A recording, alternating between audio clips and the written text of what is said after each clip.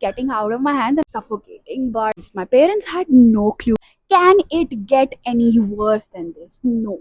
Hi, Namaste, and welcome back to my channel. In today's episode, we are going to talk about all things abroad, study abroad, living abroad, dreaming abroad, and whatnot. But before that, we really need to take a step back and go to the point from where it all began. So let's get right into it. You all know that I did my bachelor's from India, and after that, I worked here for almost 4 years, and that's where it began.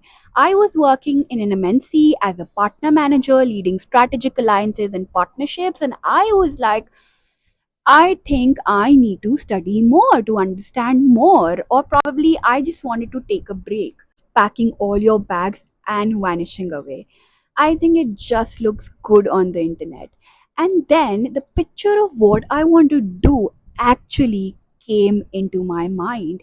Is it an MBA? Is it something that I just want to take a break out of or what? And I was really not clear. I wasn't.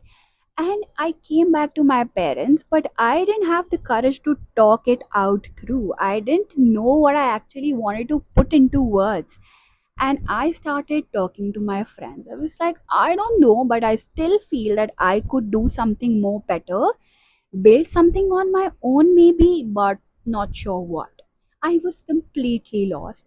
But then an angel came into my life.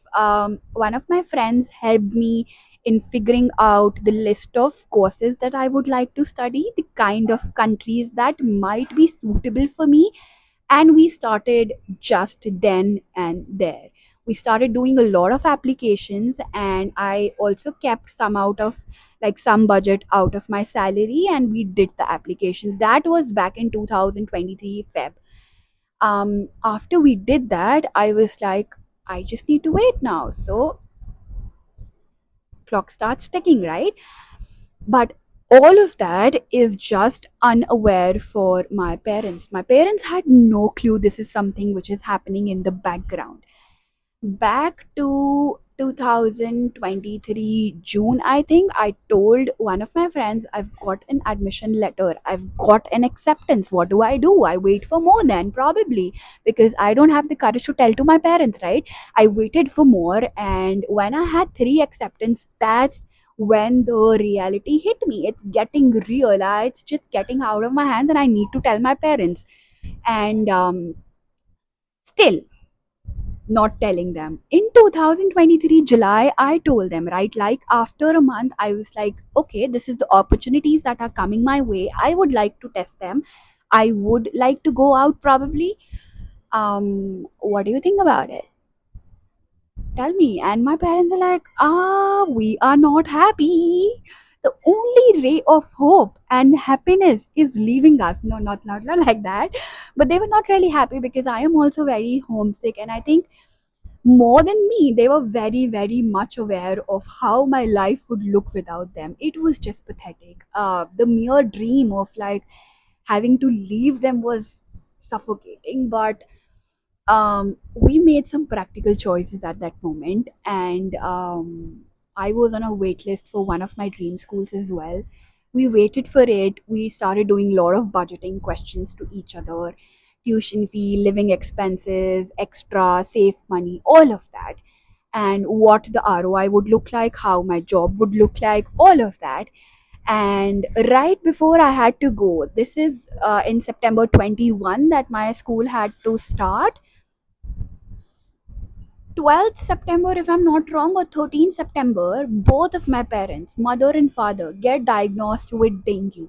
Can it get any worse than this? No.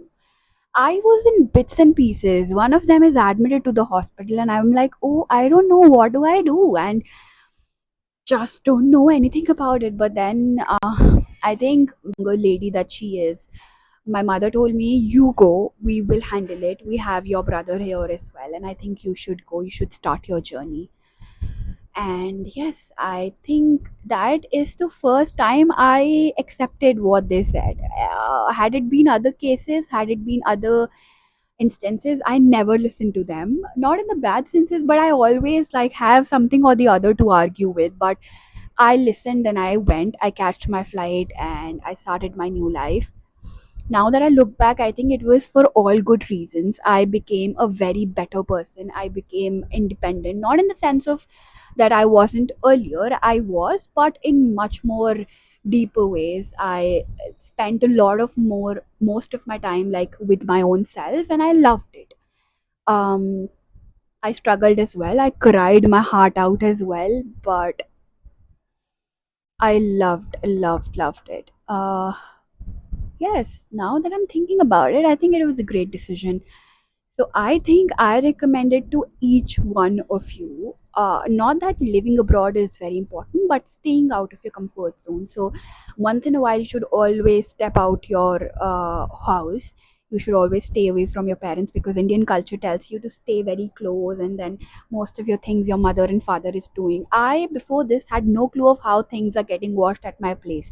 We have somebody who comes and does it, and I love her to the core. When I stepped out, even in Delhi, I used to bring like bigger piles of clothes back to my house, and she'll wash it, she'll iron it, I'll go and put it in similar order in my almirah. And I had no clue how things are getting washed, how things are getting ironed.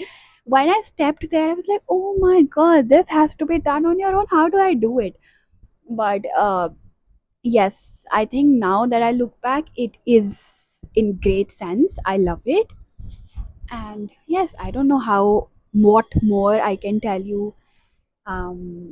Yes, I think I don't know what more we can talk about it today, but yes, thank you for watching. Thank you for listening to me and getting to know me more. In the second episode, I am going to give you a walkthrough of how you can build your own life abroad, doing the application, all of that listings, how to compare, how to do the budgeting, all of that in detail. And yes, thank you for watching. Bye.